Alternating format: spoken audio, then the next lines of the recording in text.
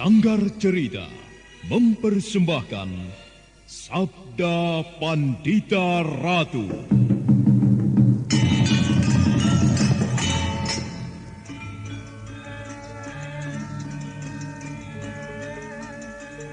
Apa yang kau lakukan di Kediri? Kau berkeliaran di jalan-jalan dengan berpakaian compang-camping seperti pengemis. Sebuah cara yang sangat sempurna untuk menyembunyikan jati dirimu yang sebenarnya. Kalau kau melihatku dalam keadaan seperti ini, karena memang seperti inilah aku akan mengamuk. Aku akan mencari kematian. Bumi ini sudah terlalu lama ketempatan tubuhnya yang penuh kotoran. Sekaranglah saatnya aku menemukan jalan kematian yang paling sesuai. Aku Kumbakarna. Akulah Kumbakarna.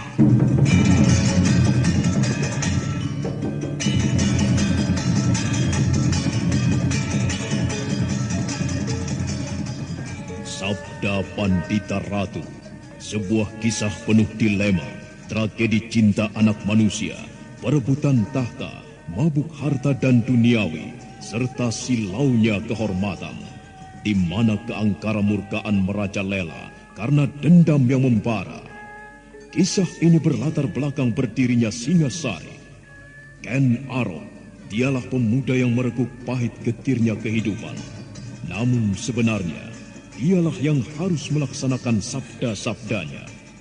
Perjalanan sengsaranya adalah awal untuk meraih keberhasilan, untuk menuju kejayaannya di saat Singasari berdiri. Apakah cita-citamu itu, Kenomang? Aku ingin mengubah nasibku. Aku bosan dengan kehidupanku selama ini yang terlunta-lunta, akrab dalam pelukan kemelaratan. Kadangkala aku berangan-angan, aku adalah seorang istri dari Patih. Bahkan lebih gila lagi, aku berangan-angan, andai kata aku adalah seorang permaisuri, maka akan terhapus semua masa silamku. Terhapus lenyap, tidak bersisa semua kenangan buruk yang kumiliki. Itulah cita-citaku, Kakang Ken Arok. Bagaimana dengan kau, Kakang? Aku ingin menjadi seorang raja.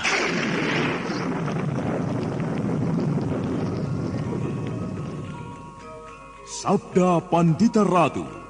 Naskah ditulis oleh Pondra Swasti Langit, diolah oleh Agung Bahrodi, didukung oleh artis-artis terkemuka Ferry Fadli, Eli Ermawati, M. Abud, Ivone Rose, dan lain-lain. Teknik dan montase Ibing Arifin, dengan sutradara Dian Pertiwi. Sabda Pandita Ratu. Kali ini dalam episode ke-15 dengan judul Singasari.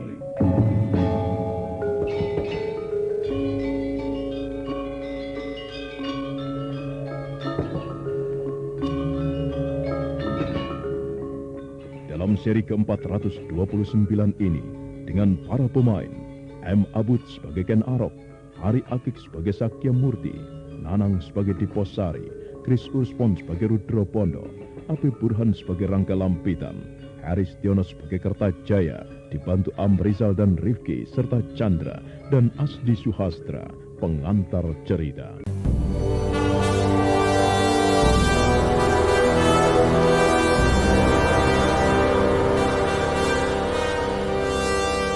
Wahai pecinta sandiwara radio, penikmat musik tanah air, dan pelestari budaya luhur bangsa di mana saja Anda berada. Bagi Anda pecinta sandiwara radio sejati, tentu tidak asing lagi dengan suara khas saya ini. Ya, saya Juni Mujus, pemeran tokoh Raki Sangapa dalam serial Sungging Prabangkara, tokoh Adipati Manduro Rejo dalam serial Wahyu Astabrata, tokoh Kiwanoro dalam serial Jaga Badan. Bukan itu saja, dalam serial Misteri Nini Pelet dan Titisan Dewi Sambernyawa, Anda akan dapat temukan suara saya, luhur dan apik khasana budaya, kiranya tidak layak untuk tidak dilestarikan. Indah dan lezatnya sederet kenangan tentunya akan teramat manis untuk dilupakan. Satria Collection siap hadir sajikan solusi di mana saja. Kita dapat kembali segarkan indah dan manisnya berlaksa kenangan puluhan warsa silam. Di sini syarat tersuguh serangkum warna budaya, sederet musik kenangan tanah air yang pasti tidak pernah usang oleh pergeseran mode dan tantangan zaman. Yang lebih istimewa lagi, sejumlah serial sandiwara radio eksklusif tersaji di sini sebagai bentuk sarana hiburan bagi yang mengaku sebagai pengagum karya anak bangsa dan pecinta sandiwara radio sejati.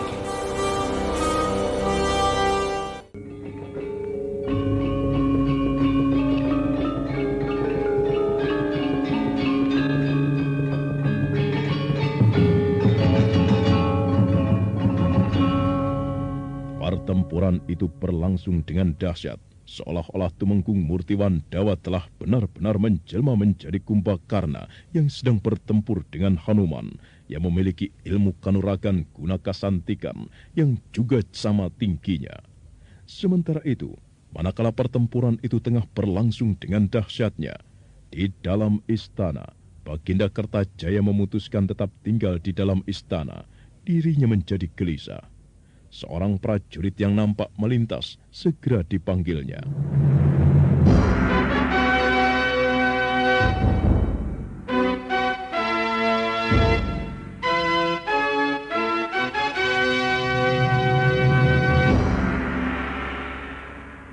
Hamba menghaturkan sembah Baginda. Aku terima sembahmu, prajurit. Baginda memanggil hamba. Apakah yang harus hamba kerjakan, Baginda? Prajurit, iya Baginda. Aku sudah tidak mendengar gemuruhnya peperangan, kecuali suara orang yang nampaknya berkelahi. Benarkah itu? Hamba tuanku. Lalu bagaimana dengan peperangan itu? Ceritakanlah kepadaku, prajurit. Ampun tuanku.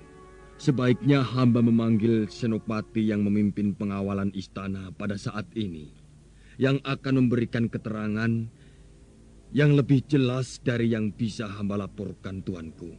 Aku mengerti apa yang ada di dalam perasaanmu, prajurit. Nampaknya kau takut. Aku memang pernah bertindak keterlaluan, membunuh seorang prajurit yang memberikan laporan yang tidak menyenangkanku. Disitulah letak kesalahan yang pernah aku perbuat, prajurit, yang membuatmu sekarang takut pula. Tetapi percayalah kepadaku, prajurit, bahwa pada saat ini aku telah melihat segala kekurangan yang pernah kuperbuat. Rupanya Hyang Batara Agung telah menghukumku, prajurit. Kau jangan takut. Ceritakanlah kepadaku bagaimana dengan peperangan itu. Hamba tuanku. Peperangan memang telah berakhir, tuanku. Dan siapa yang keluar sebagai pemenangnya? Kediri kalah, tuanku. Oh, telah aku duga. Memang demikianlah yang akan terjadi. Terima kasih, prajurit. Kau telah berbuat sebaik-baiknya. Tetapi, siapakah yang sedang berkelahi di sana itu? Teriakan-teriakannya sedemikian lantangnya hingga terdengar sampai kemari. Ken Arok, tuanku. Ken Arok? Ya. Lalu siapa yang menjadi lawannya? Gusti Tumenggung Murtiwandawa, tuanku.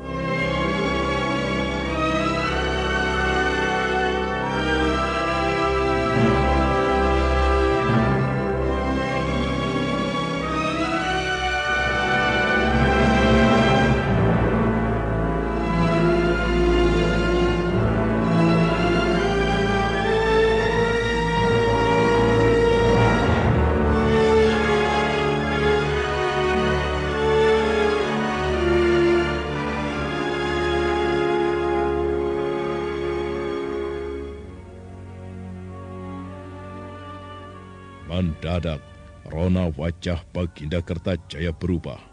Seperti ada sesuatu yang menggerayangi permukaan hatinya. Prajurit itu melihat bagaimana Baginda berusaha mengendalikan gejolak di dalam dadanya sendiri. Dengan pandangan yang sepertinya tidak percaya menatap prajurit di depannya.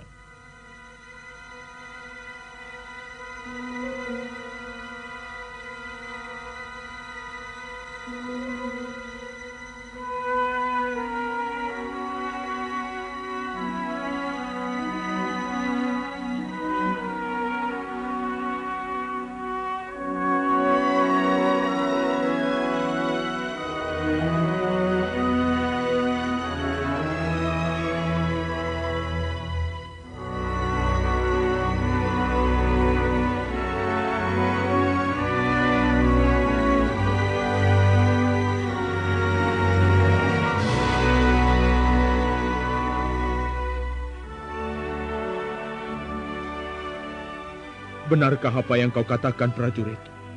Yang bertempur itu adalah Tumenggung Murtiwandawa. Hamba tuanku, demikianlah sebenarnya. Murtiwandawa, Jagadewa Batara.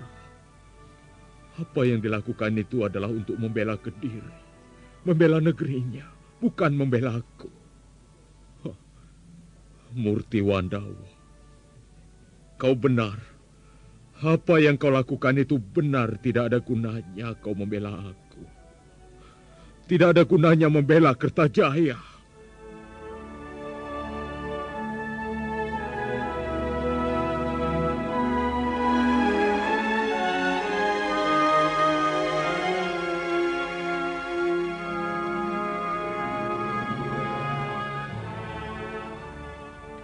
Kertajaya bermaksud berdiri. Tetapi raja yang gelisah itu seperti tidak memiliki sisa kekuatan lagi, sehingga kembali duduk di atas damparnya. Sedangkan prajurit itu masih tetap bersila di depannya dengan tatapan mata tertunduk. Beberapa saat waktu berlalu, suasana hening mencengkram ruangan itu. Prajurit yang menghadap raja itu menjadi gelisah, karena Kertajaya tidak segera memerintahkannya untuk segera meninggalkan ruangan itu. Prajurit, Hamba tuanku. lalu bagaimana dengan Arya Banyak? Apakah kau mendengar sesuatu tentang orang itu? Menurut yang aku dengar, Arya Banyak bermaksud berkhianat kepadaku. Ia tidak membawa pasukan yang dipimpinnya untuk menyongsong pasukan Ganter. Tetapi dia akan membiarkan pasukan itu menggilas Kediri. Benarkah berita itu, prajurit? Hamba tuanku, menurut yang hamba dengar, berita itu memang benar, namun sekarang Tumenggung Arya Banyak telah terbunuh, tuanku. Arya Banyak telah terbunuh? Hamba tuanku, demikianlah yang terjadi. Pasukan Ganter yang dipimpin oleh Rangga Lampitan itu justru menyerang mereka. Pertempuran pun kabarnya telah pecah dan Tumenggung Arya Banyak terbunuh, tuanku. Jagadewa Batara. Batara Agung telah menjatuhkan murkanya ke atas bumi Kediri. Dan semuanya bersumber kepada kesombonganku. Kesombongan Kertajaya. Bagaimana dengan Permaisuri dan Sekar Kedaton yang melarikan diri, meloloskan diri dari istana? Apakah ada kabar mereka berhasil melakukan itu dengan selamat? Apakah kau mengetahuinya, prajurit? Mohon ampun, tuanku. Hamba tidak mengetahui jawaban dari pertanyaan tuanku. Karena sebenarnya lah, hamba belum mendengar berita apapun tentang Tuan Putri Permaisuri dan Tuan Putri Sekar Kedaton.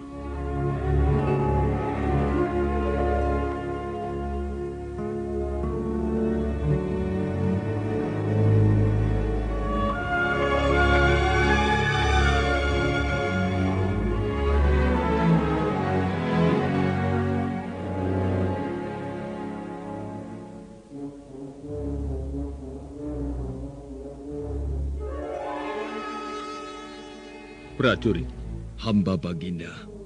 Tahukah kau mengapa aku sangat terkejut mendengar laporanmu tentang apa yang dilakukan oleh Tumenggung Murtiwandawa? Ampun, tuanku. Hamba tidak mengerti.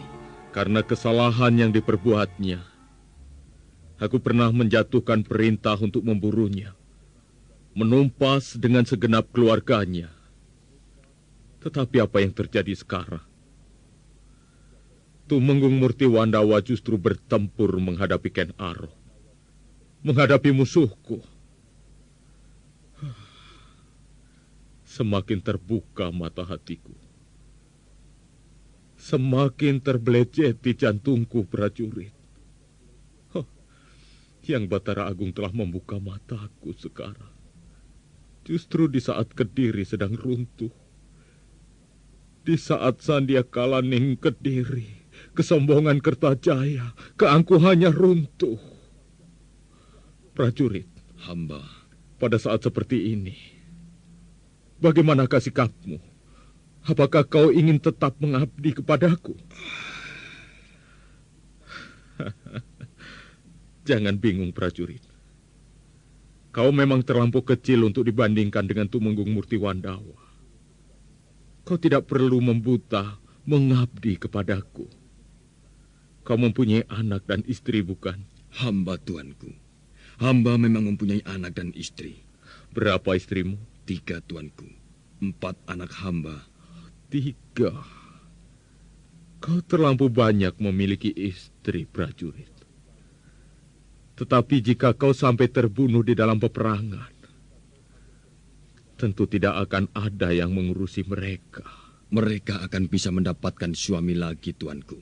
Apakah dengan demikian kau memang berkeinginan mati? Tidak, tuanku. Hamba tentu berkeinginan memiliki umur panjang. Baiklah. Terima kasih untuk segala keterangan yang kau berikan kepadaku, prajurit. Dan sekarang, aku perkenankan kau meninggalkan ruangan ini.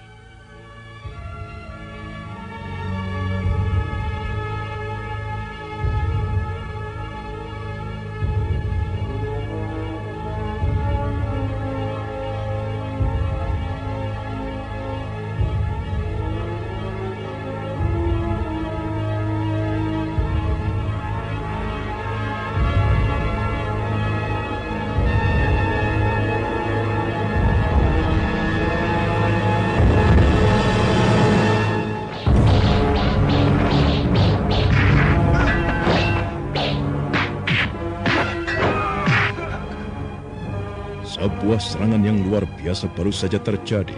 Tumenggung Murti Wandawa yang bagaikan terbang dengan tombak terjulur dengan gerakan sangat tidak terduga telah menggeliat di udara, menempatkan tubuhnya terbang jauh di atas tubuh Ken Arok yang sedang menyongsongnya. Adalah mata tombak yang dipegang Tumenggung itu yang menyambar kepala Ken Arok dan kemudian berhasil memporak-porandakan gelung rambutnya. Ken Arok sangat marah. Dia segera melenting mengambil jarak. Gila, kenapa? Paman hampir saja menebas kepalaku. Gelung kelingmu telah mudar, Ken Arok. Gila. Wah, selanjutnya, kepalamu yang akan kukail, Ken Arok. Aku tidak telaten dengan pertempuran ini, Paman. Lalu apa maumu? Jika kita terus bertempur dengan cara yang seperti ini, maka dalam waktu 10 hari pertempuran ini belum tentu selesai. Mari kita akhiri dengan benturan Aji Pamungkas, supaya cepat kelihatan hasilnya.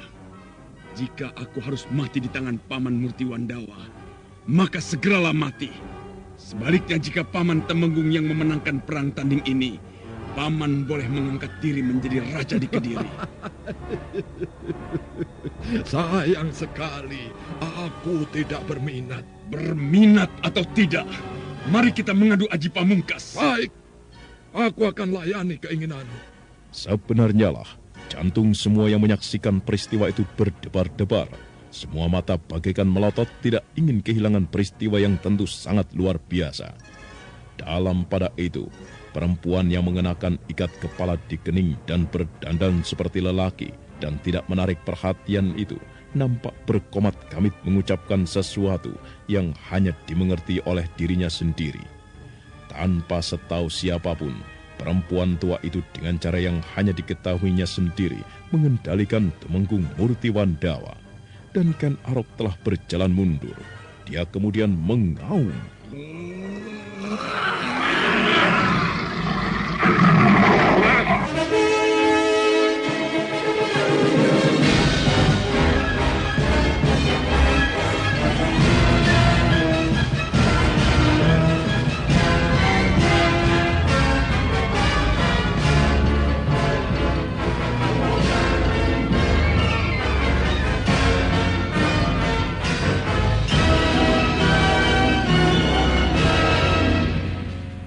Sebuah keadaan yang aneh dan sangat mendebarkan telah terjadi.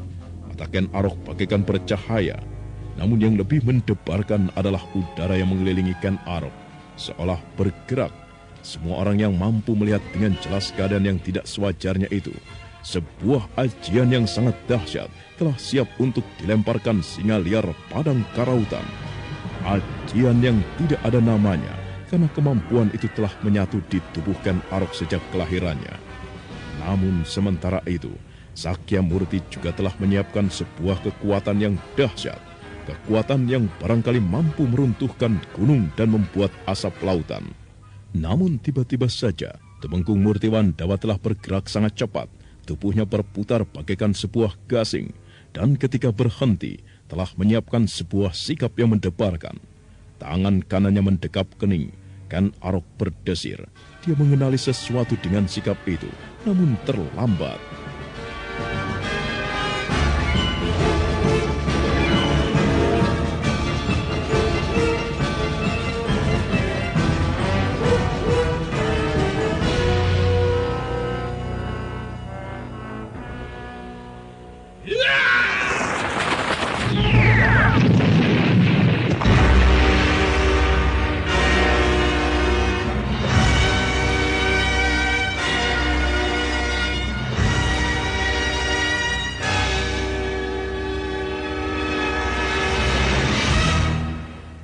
Gila, aku tidak sempat melihatnya.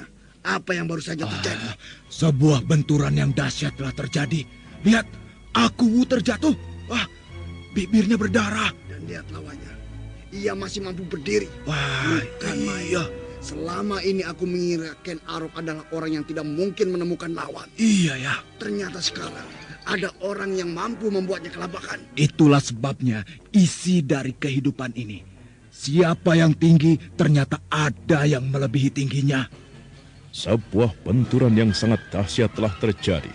Demikian Tumenggung Murti Wandawa menggerakkan tangannya bagaikan mengibaskan sesuatu. Seberkas sinar telah melesat menyongsong kekuatan yang telah dilepas pula.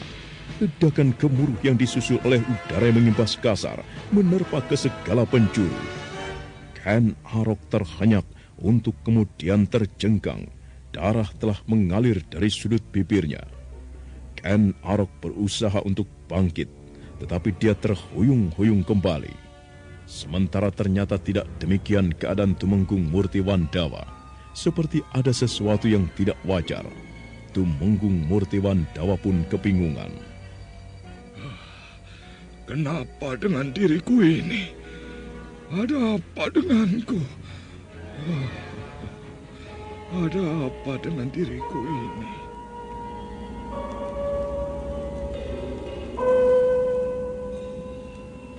Jangan melawan Tumenggung Murti Wandawa. Jangan melawan. Kau harus menuruti segala perintahku. Ayo, bukankah kau ingin menjadi Kumbakarna? Bukankah kau ingin mengamuk? Lihat di sekelilingmu. Lihatlah di sekelilingmu. Banyak orang, bukan? Mereka semua sedang mengepungmu. Mereka akan membunuhmu. Ayo, Kumbakarna, mengamuklah, mengamuklah. Mulailah, Kumbakarna. Mereka mengepungku. Mereka akan membunuh aku. Mengamuklah. Ya, mengamuklah. Bukankah kau sedang mencari kematian dengan cara terhormat? Iya, aku ingin mati. Matilah. Tetapi mengamuklah. Kekuatan untuk mengamuk itu telah berada di keningmu. Dekaplah. Kau akan merasakannya. Ayo, Kumbakarna. Buatlah tempat ini menjadi Karangabang. Buatlah sebuah banjir darah. Lakukan saja. Jangan ragu-ragu.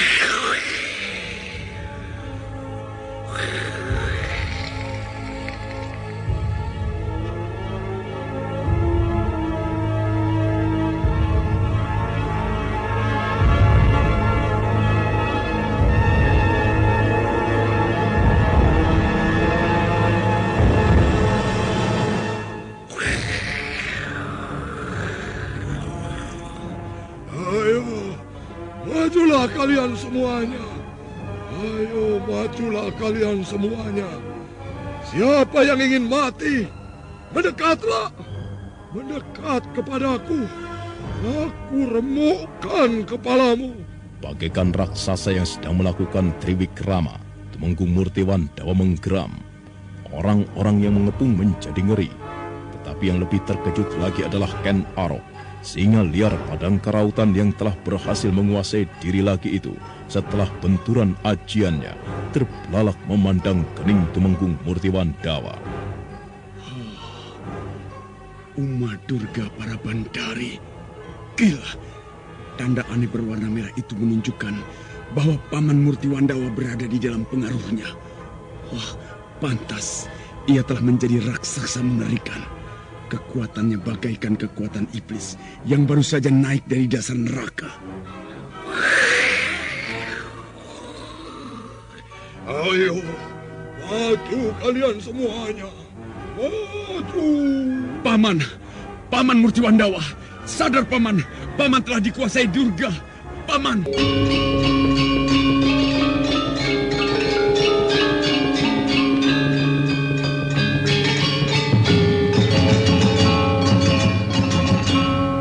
Benturan aji pamungkas antara Ken Arok dan Tumenggung Murtiwandawa berlangsung dengan sangat dahsyat. Ken Arok terpental dan mulutnya mengalirkan darah segar. Tetapi oleh ketahanan tubuhnya yang luar biasa, Ken Arok mampu segera bangkit kembali. Namun demikian yang lebih mengejutkan Ken Arok adalah keadaan Tumenggung Murtiwandawa. Pada kening orang itu nampak sebuah noktah kemerah-merahan.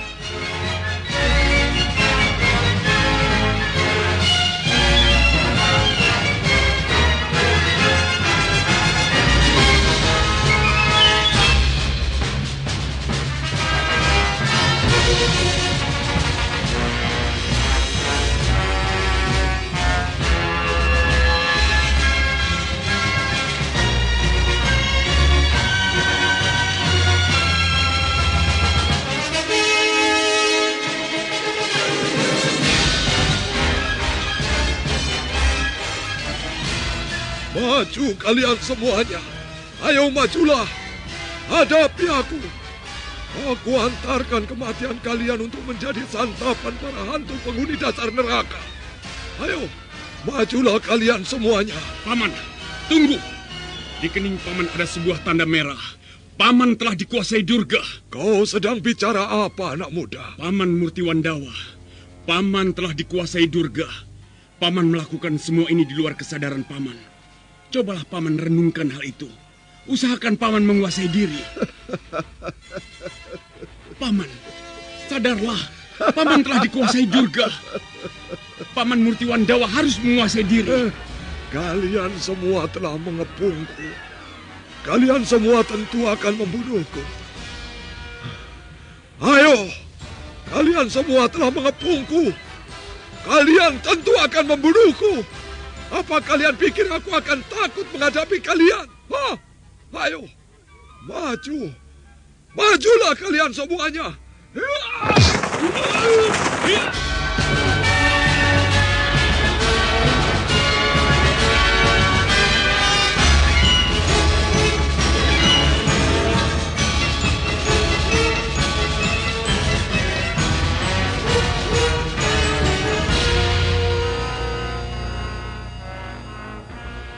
Paman, sadarlah.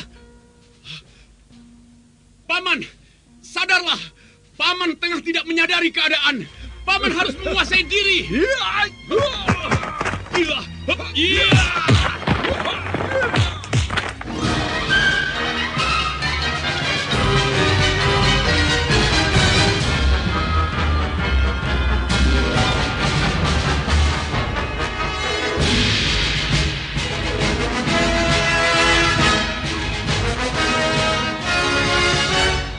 Yang terjadi kemudian bukan lagi perang tanding.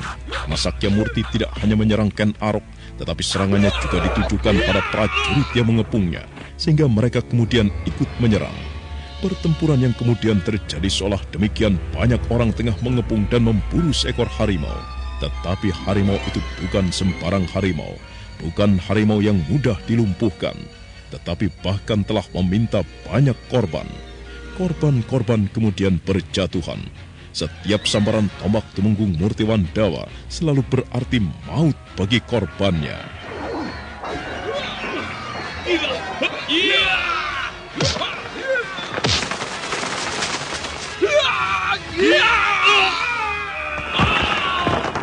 Gila, aku tidak boleh membiarkan hal ini begitu saja. Apa boleh buat? Paman Murti Wandawa tidak mungkin disadarkan. Aku tentu tidak akan membiarkan korban yang jatuh terus bertambah. Nampaknya telah menjadi takdir. Orang itu akan mati dengan cara seperti ini. Aku tidak boleh merasa ragu-ragu. Aku harus melumpuhkannya.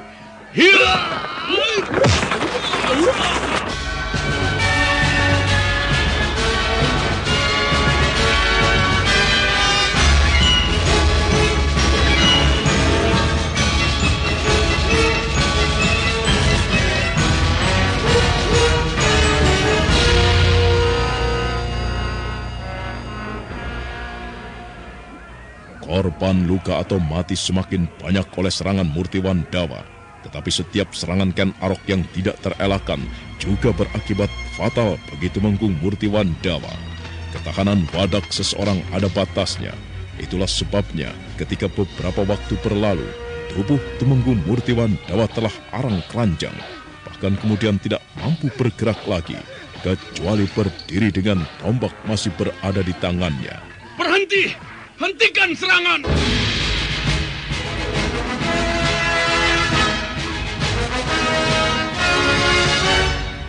Mengapa malah dihentikan? Orang itu sudah tidak berdaya.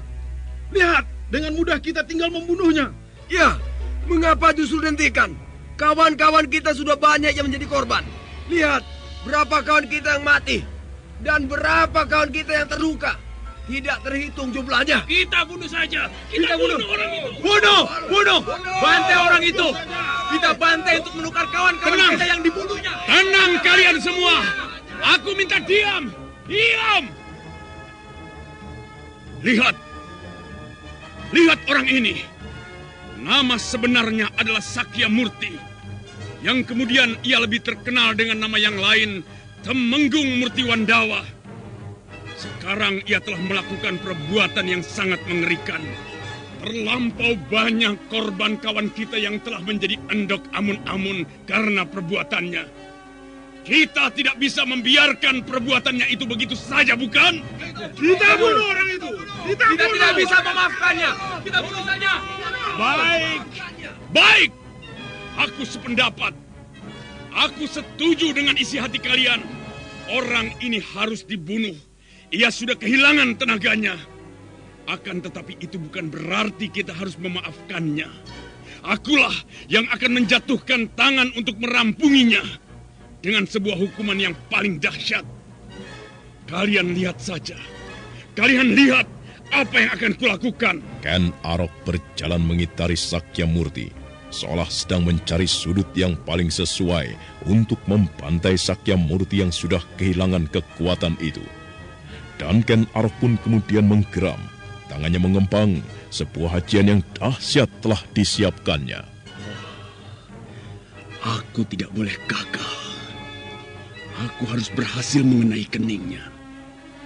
Aku harus tepat sasaran mengenai keningnya. Tidak boleh meleset. Harus kena.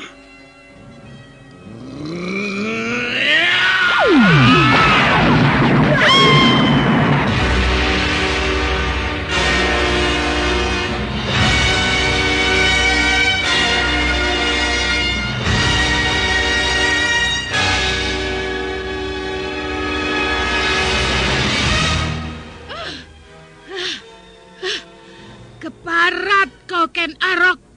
Keparat kau berdebah. Laknat. Setan kau, Ken Arok. Setan alas kau, Ken Arok. Sebuah kenyataan sangat mengejutkan. Orang-orang yang menyaksikan terpana. Mereka terperanjat ketika menyaksikan serangan itu ternyata tidak ditujukan kepada Tumenggung Murti Wandawa, tapi pada seseorang yang berada di antara penonton. Dan orang itu memakai ikat kepala di kening, berdandan seperti lelaki.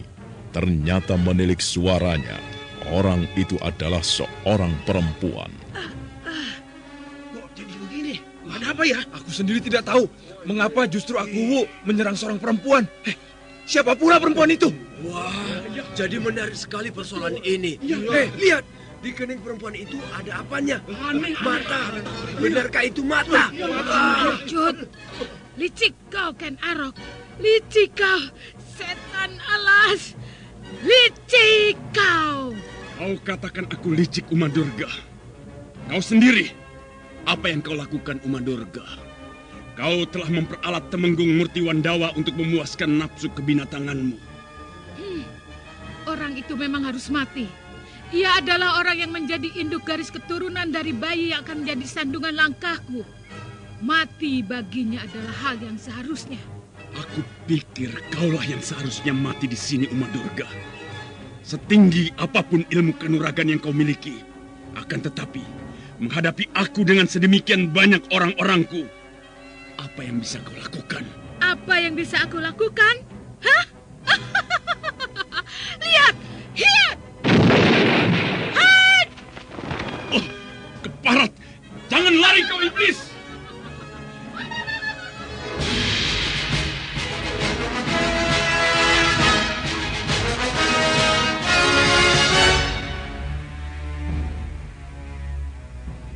Ken Arok menjadi sangat geram oleh marahnya Uma Durga yang telah lenyap dari pandangan mata.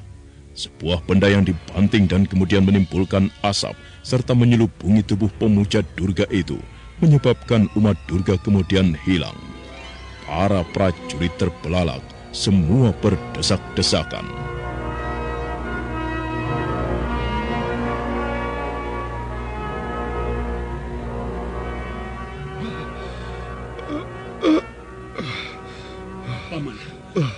Paman Murti Wandawa. Ken Arok. Ini aku, Paman. Terima kasih, Ken Arok. Paman jangan mengucapkan terima kasih. Apa yang telah aku perbuat kepada Paman, sehingga Paman mengucapkan terima kasih?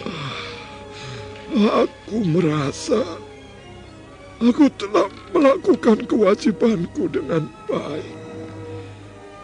Semoga Yang Batara Agung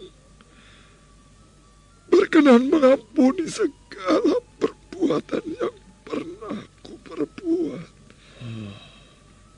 Ken Arok, aku merasa telah menjadi Kumbakarna. Terima kasih. Paman. Aku sudah tidak kuat lagi. Sepertinya aku akan segera mati. Bersediakah kau menolong? Paman, aku akan memanggil seorang tabib yang mumpuni. Paman akan segera diobati. Jangan membohongi diri sendiri, Ken Arok. Kau tahu keadaanku. Dan kau tahu pula apa artinya. Aku tidak mungkin bertahan hidup lebih lama lagi. Aku tidak mempunyai waktu cukup banyak, Ken Arok. Baiklah, Paman. Katakanlah. Temui istriku serta anakku Warapalupi. Ceritakan apa yang telah aku alami. Aku telah mendalui pergi menghadap Hyang Batara Agung. Kemudian Kameswara. Katakan kepada Kameswara dan Pinaka, aku minta maaf. Aku bukan ayah yang baik. Aku telah menyia-nyiakan mereka. Ya, aku buang ketika masih bayi. Karena aku mengira ia lahir dari buah serong yang dilakukan oleh istriku. Ternyata wajahnya yang sangat mirip aku. menjawab semuanya. Ia benar anak kandungku. Kemudian Pinaka Swasti Ratu. Aku benar-benar iblis yang paling terkutuk. Aku telah memperkosa seorang gadis calon istri adikku sendiri. Perempuan itu kemudian hamil dan melahirkan bayi. Dia Pinaka. Belum sempurna dalam aku berbuat terkutuk. Aku bahkan telah membunuh Galuhurang adikku sendiri yang telah membesarkan Pinaka. Pinaka tidak akan mengampuni aku. Katakan kepadanya, Ken Arok. Aku telah menebus semua perbuatan biadab itu dengan kematian. Ken Arok. Paman.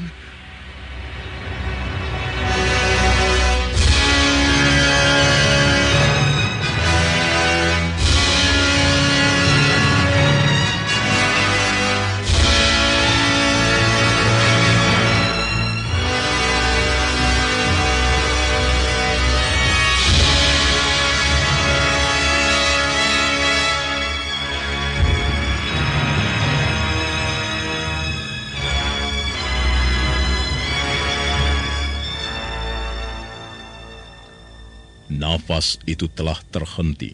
Sakyamurti atau Tumenggung Murti Wandawa telah pergi untuk selamanya. Kepalanya terkulai di pangkuan Ken Arok. Ada sebuah desir yang menggerataki dada Ken Arok yang menyebabkannya untuk beberapa saat lamanya Ken Arok termangu. Suasana pun kemudian menjadi hening.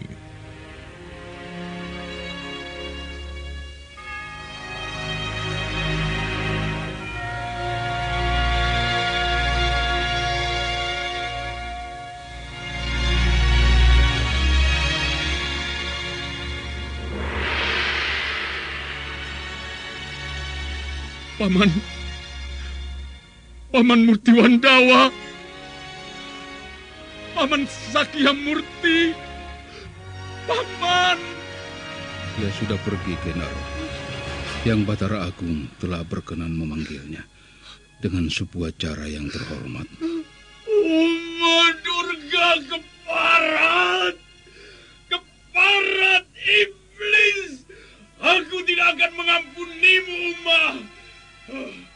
Kau tidak mempunyai tempat untuk lahir dan hidup kembali di dunia ini. Kau tidak akan lepas dari tangan Ken Arok kemanapun kau bersembunyi. Paman Murti Wandawa,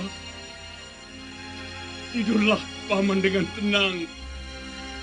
Aku akan membalaskan apa yang telah kau alami, Paman. Aku berjanji, Paman. Perempuan pemuja Batari Durga itu tidak akan mendapatkan tempat di dunia ini. Percayalah, Paman.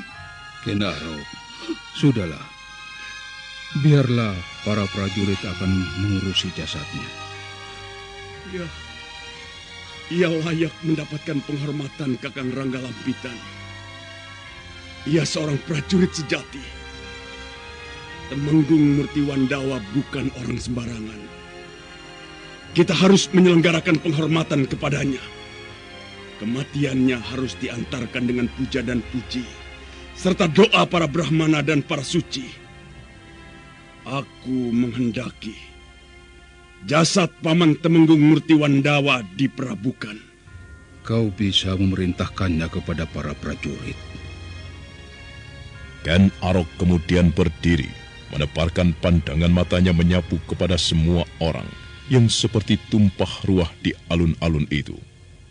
Suasana hening Tidak ada seorang pun yang bersuara.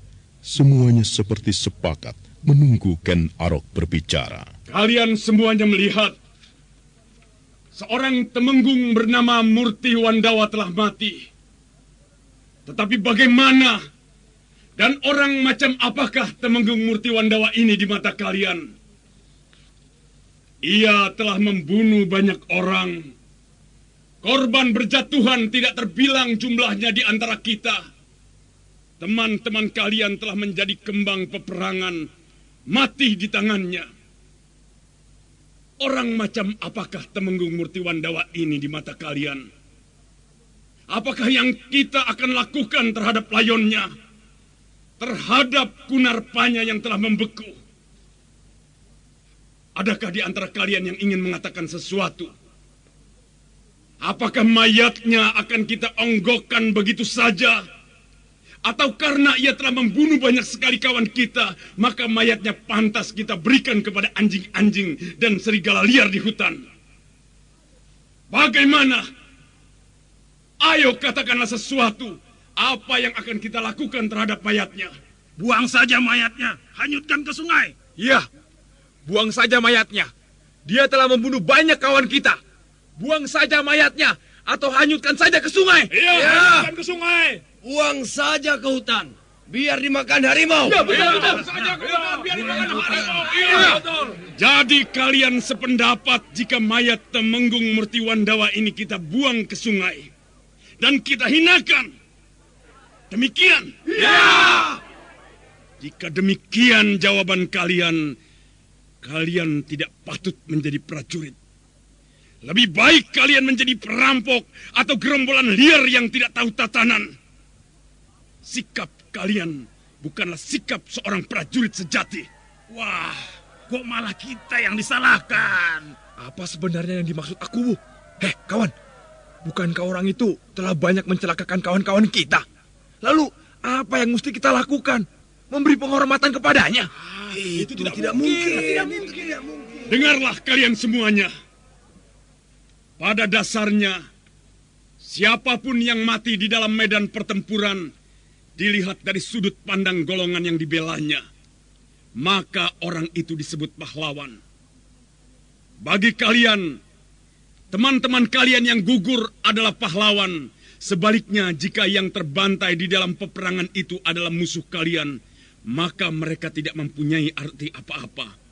Mengapa kalian harus marah melihat temenggung Murti Wandawa telah membunuh terlampau banyak kawan-kawan kalian? Temenggung Murti Wandawa, sebagaimana kalian mengetahui, ia mencoba untuk menjadi Kumbakarna.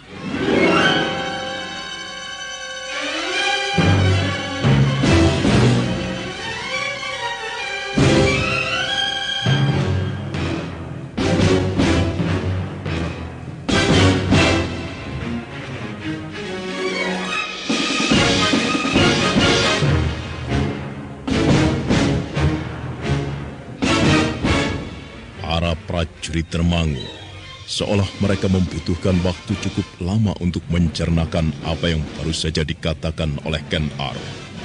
Rasanya sulit mereka untuk mengerti bagaimana mungkin memberikan penghormatan kepada mayat musuh yang telah banyak membunuh, membantai sedemikian banyak kawannya. Sesaat kemudian, ketika Ken Arok memberi isyarat dengan tangannya, para prajurit yang berkumpul di alun-alun itu kemudian bubar. Nah, bagaimana kisah selanjutnya? Saudara pendengar, untuk mengetahui jawabannya, ikutilah kelanjutan kisah ini dalam seri berikutnya. Sampai jumpa.